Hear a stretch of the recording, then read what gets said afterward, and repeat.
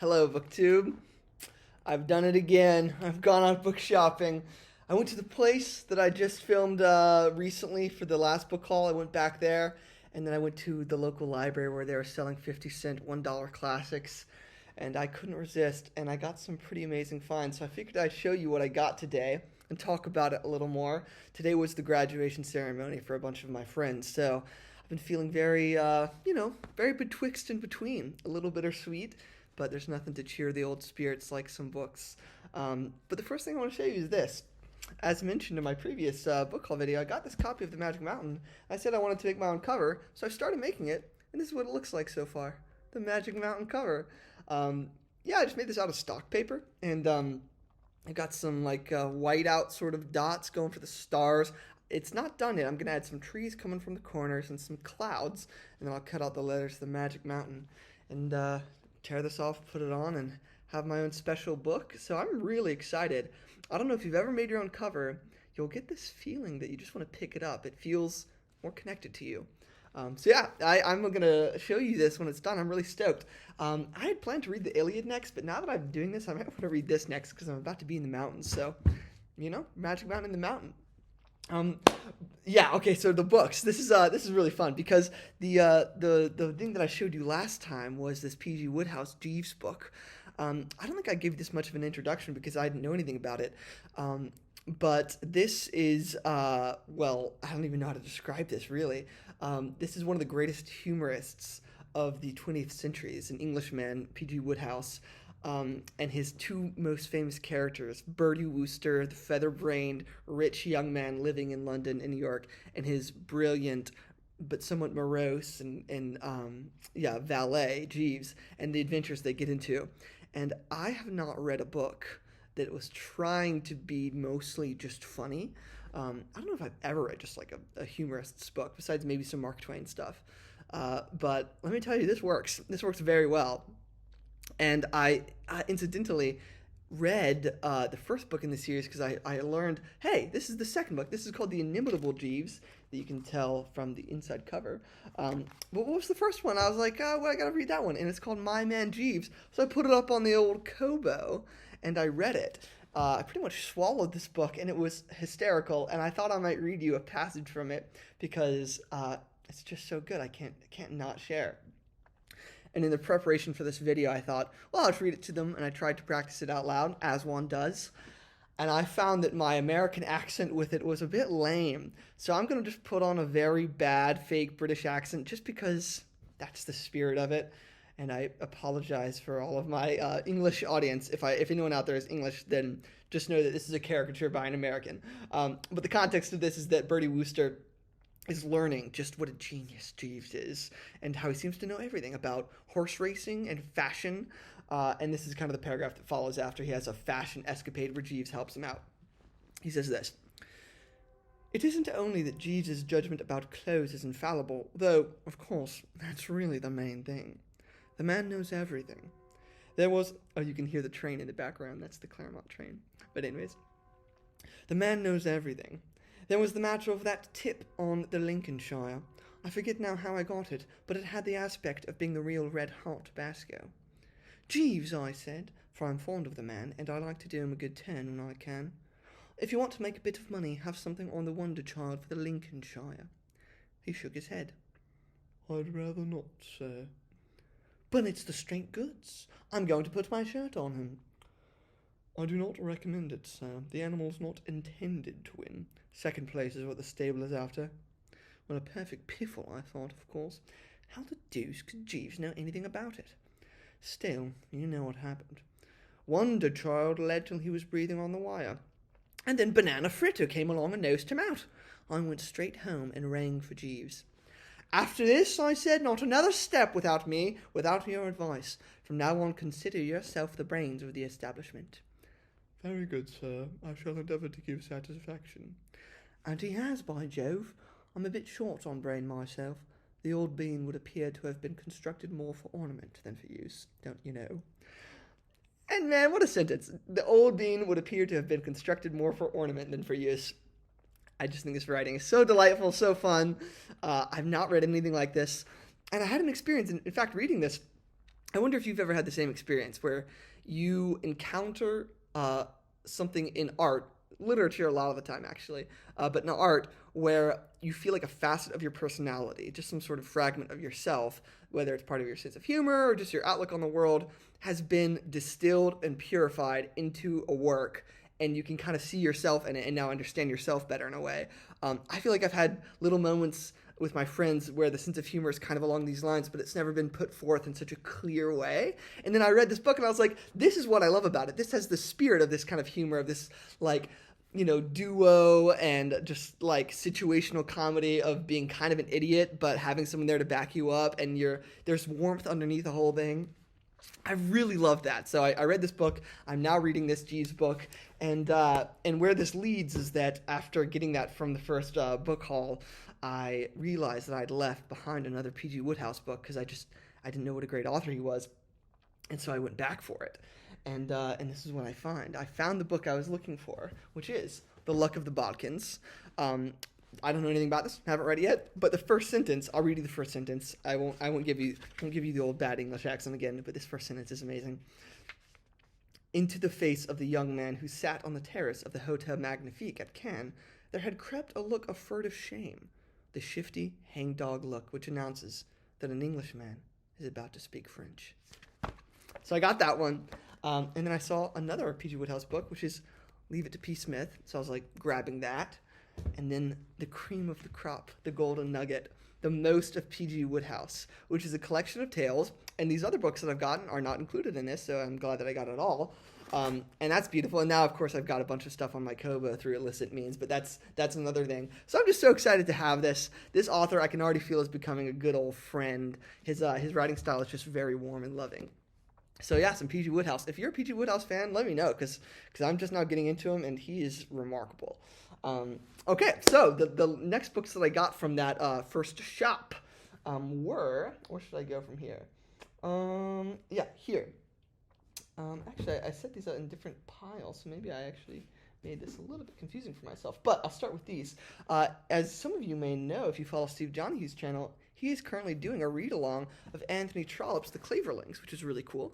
I didn't listen to his read-along of, I'm blanking out the name, Mr. Scarborough's Family, because I was planning on listening to it on a road trip that never actually materialized, and by the time it had not materialized, he was already like 40 episodes in, so I thought, I'll save that for another road trip. But I'm listening to The Claverlings now, and then when I went to this bookstore, I saw some Anthony Trollope. I got Phineas Finn, which was a Palliser novel, as shown right here.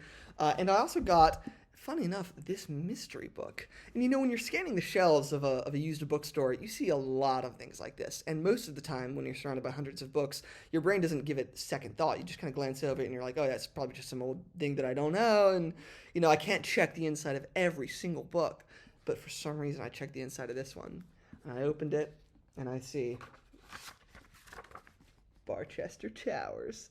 So I got Barchester Towers and Phineas Finn, which are two of his most famous books, and funny enough, are both the second books of separate series. So the Phineas Finn one of the Palliser is like, I think Can You Forgive Her's first, and then like the Eustace Diamonds comes like later, so does Phineas Finn. And Barchester Towers follows The Warden by Anthony Trollope. So for those of you who don't know, Anthony Trollope is a contemporary of Dickens, and a little bit less twinkly in the eye, I have heard from different booktube channels. Funny enough, I really like Dickens's twinkle in the eye, his archness. Anthony Trollope seems to be a bit more understated, and I haven't quite caught that wavelength and ridden on it on a high yet with his writing. So I have done that with Dickens. I kind of have the opposite problem that Steve has, I guess, in that sense. But I have a feeling that this is an author who I will grow to love if I give him the time. So I'm stoked to have those two books. Okay, and then, is that all I got from this bookshop? I think it just about is. Okay, I'll move on then. I guess the next thing that should follow in sequence would be that I got this nice old copy, Penguin Classic, of Charles Dickens' A Tale of Two Cities, which, now that I come to think of it, I hope I didn't grab this in an earlier book haul. If I did, I did, and now I'll just have this nice battered old Penguin edition, which probably has supplementary material, which I like.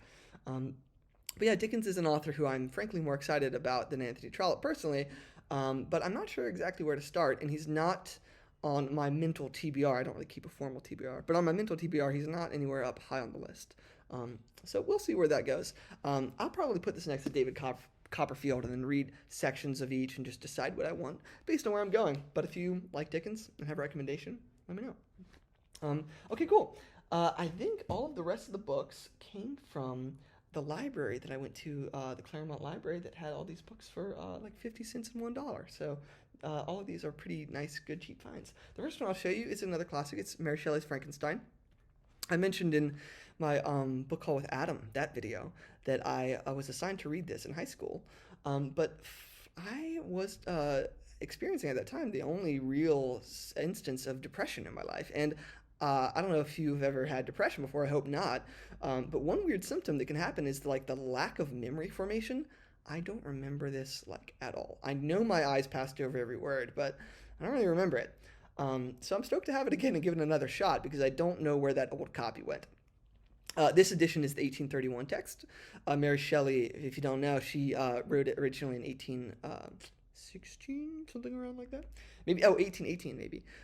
And she revised it later when she was a bit older, a bit wiser, and a bit less risque, I hear. So there's different word choices. Thematically, there are some changes. I've heard people who prefer the older one because it's a bit, or the original one because it's a bit saucier, it's a bit more energetic and full of electricity. I've heard people who prefer this one because it's more polished and refined. So I'm glad to have it, particularly because this has an afterword by Harold Bloom. And I really like Harold Bloom. I know he can be a bit contentious, and I don't agree with him all the time, but I like his spirit, and I like his love for books, and I'm excited to hear whatever he has to say about it. So yeah, Frankenstein by Mary Shelley. Okay, the next one, this is probably the book that I don't know anything about. Of all the bunch, this is the one that I know the least about, and that's Tess of the Dubervilles. And I don't know if it's Dubervilles or Duberville, but all I know is that this is a Victorian book about a girl who actually has sexual thoughts, and that's apparently a bit of a... It was actually censored for that reason, I think. That's all I know about it. It's a classic. I want it in my library. I would like to read it someday. We'll see how it goes. And then, what should I do next? Okay, I'm going to go to something that I like to refer to as the sad pile. There are 4 books that I got that are all books that are pretty heavy. I'll grab them and I'll start, I think, with this one. This is Leo Tolstoy, Confession. If you have read Anna Karenina, you will know that it ends... This is a spoiler, by the way, so if you haven't read Anna Karenina, skip ahead when I go like this, and then you'll be safe. But in Anna Karenina, at the very end, one of the principal characters has a spiritual revelation. Levin kind of feels, a Christian revelation. So he feels that even if he doesn't show it outwardly, or even if his behavior doesn't change, he feels some sort of inner change under the hood, that his life has meaning and purpose. And it's a pretty big, grand note to end on. So that's the end of Anna Karenina. Spoiler done. That's the end.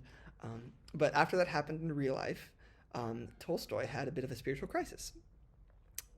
Not that Levin had the thing in real life, but after the book was finished in real life, Tolstoy had that spiritual crisis and wrote about it famously. And I've never read Tolstoy write in the first person, so I'm really excited to hear what he sounds like when it's actually him talking, and not just maybe him talking through Levin, because I know Levin is a bit of a stand-in for him.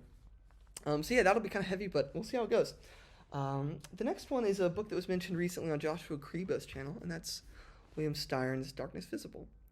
I have not read anything by this author. I know he wrote Sophie's Choice, but this book seems to just be about his experience having depression in a way where he realized it was actually like life-threatening and fatal, that like he was contemplating suicide. And from what I've heard on Joshua's channel, just about his consideration of depression as a disease in a more physical way, as opposed to being thought of like with that kind of abstract, weird mental illness way. Imagine someone sprains their knee and they're dealing with a sprained knee. It's like having a sprained brain, that kind of idea. So, fortunately, I'm not depressed now. I'm doing rather well in my life at the moment, mental health-wise. But this will be a good thing to have, just even if things go smoothly till the end of time, just to have an understanding of and hear what a great writer has to say about an experience they went through. So I'm glad to have this. Then we have a book that I have read before, and that's A Separate Piece by John Knowles. This is assigned in schools for a lot of people, And it's just one of those strange books, and it's hard to talk about. I probably couldn't really bring it up on this channel because it's a bit personal. But like a lot of themes of this book and a lot of little character interactions and factors that happen in this book have happened to me a lot in my real life. I've experienced them pretty viscerally, and I've thought of this book. And so for it to have some kind of poignancy to it obviously makes it even kind of stick with me a bit more. But this is a really beautiful book, and a friend of mine, one of my best friends, read it at my recommendation. She got a lot out of it, and I had a lot of fun talking with her about it, but I realized, oh man, it's been so long since I've read it that I really need to give it another shot. But like Frankenstein, I can't find my old school copy. And even if I could, it would probably be annotated in such a weird way that I wouldn't want to have it. So yeah, I'm really, really glad to have this. And then the last one of the sad books is probably will be the heaviest for me, and it's John Hersey's Hiroshima. As some of you may know, I went to Japan with my partner, who's Japanese, Anbi, who is in an earlier video, and we went to the Hiroshima Museum together. And I don't know what it is about this subject matter. There are lots of atrocities throughout human history. There's lots of modern atrocities, especially from this time period of the Second World War. But something about the dropping of the atomic bomb kind of deadens me in a way that nothing else really does. It really gets to me. And I went to that museum, and I just kind of wept throughout the entire, walking through the entire thing. And this book was famously an entire edition of, I can't remember exactly which, it was either the New Yorker or the New York Times. Instead of having, multiple stories and cartoons and that sort of thing, it was just this. So this is a journalist, nonfiction journalist going to Hiroshima right after the bombs dropped and following 6 survivors and their stories. And then the final chapter being a 40-year reunion with them. And, it says on the cover, everyone able to read should read it. This seems like one of those, like human being required reading type books. So most of the time, like I'm shutting off a part of my brain and talking about it right now, if maybe you can tell. Most of the time I even think about the subject, I kind of like start to cry. So I expect this kind of book to really get to me. But I'm really glad I have it, because I actually considered just buying this and ordering it from Amazon, which I don't like to do, but it came to me, so I'm really happy about that. So that's all the sad books that I have, but the last ones are pretty exciting, and in fact, they're all actually very fun as far as I can tell. The first one that I'll show is this one. This is Sherlock Holmes. This is A Study in Scarlet and the Hound of the Baskervilles, which is really cool because I want to get into Sherlock Holmes, and the 2 books that I want to read are A Study in Scarlet first and then The Hounds of the Baskervilles. So I saw this and I was like, I know I just got that big collected edition of a lot of stories, and I'm sure those are included, but this was $1, beautiful red hardcover of 2 books that I think I'm going to return to a lot, and I just couldn't resist. Plus, this has illustrations that are haunting. Very strange and beautiful illustrations that are not from the Strand magazine, which is the illustrations in the other one. So I'm glad to have 2 different kind of sets of illustrations. So I'm really stoked about this. This feels like a book that Sherlock Holmes himself would read. You know what I mean? So very glad to have that. And then these next 3, in fact, are all books for June on the Range, books for the Michael K. Vaughan started Western event here on Book 2, and they are Louis L'Amour novels. There's 3 of them. I've never read a Louis L'Amour novel, but all I know about him is that he's apparently impossible to put down. So every single Louis L'Amour novel that I saw, I bought because they're so cheap and beautiful in these brown hardcovers. So I got Silver Canyon, Guns of the Timberlands, and Heller with a Gun. So if you are a Louis L'Amour fan, tell me which one I should start with. I have a feeling that I could start with any of them and love them all, but I'm stoked about that because I didn't have anything to read for June on the Range until now. I read True Grit 3 times in a row, basically, and then I knew I wanted to read Lonesome Dove, but I haven't been able to find a copy in a used bookstore, but then I find those, so that'll be my participatory event.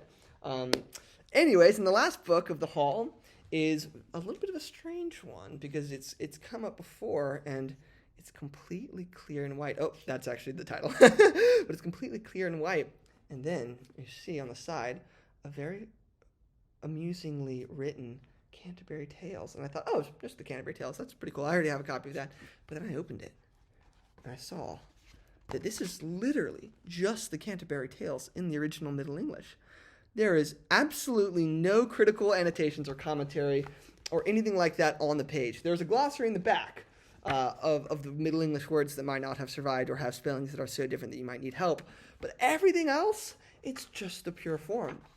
So what this means for me is that this is the final boss of the Canterbury Tales. It'll start with the Neville Coghill modernization. That's what I'll do. And then I'll go to that big, I think it was Penguin or someone else, big annotated version with the Middle English and then some modernization, end notes next to it, some middle ground to help me along. But then by the end, once I'm familiar with Chaucer, I expect this is what I'm going to want to go back to, just to be with him, no one else with me on the page. Just me and the old man. So I'm really excited to have this. I'm excited to have all these books. They're all just around me in this little cove. I'm sitting down with them. And yeah, I'm really, really stoked just for what's ahead. I've been, I mentioned that I finished that Jeeves book, which I loved, and I've made a lot of progress on the Tale of Genji, which is great. I'm hopefully going to finish it soon. I've really actually enjoyed the Tale of Genji recently. It is certainly one of those books that rewards you for sitting down and spending time with it. You have trouble, or at least I have trouble, just jumping in and out like with the Jeeves world, but with this book, with the quiet twilight descriptions, and really just the changes of seasons and spring and autumn and fall, when I'm with them for a while, I'm under the spell. So I'm really glad that I've had some time to sit down and read, because one thing is that when you buy a lot of books, if you spend a lot of time buying the books and not reading, you feel guilty. But I've felt really good right now because I've actually been reading and finishing books and, buying them. So I feel like, oh man, it's a healthy ecosystem happening right now. So yeah, that's this book haul. I hope you're doing well. I'm actually a little bit sun-soaked and tan today from all that graduation. But I'm happy to be here with all these people that I love who are passing into another phase of life.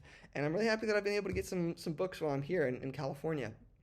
So I hope you enjoyed. If you have any thoughts on those books, any recommendations, please let me know in the comments or send me an email, whatever you like. And I will see you hopefully shortly soon, BookTube, with the Jungle Books April Adventures video, if that happens. So yeah, thank you very much, and I will talk to you soon.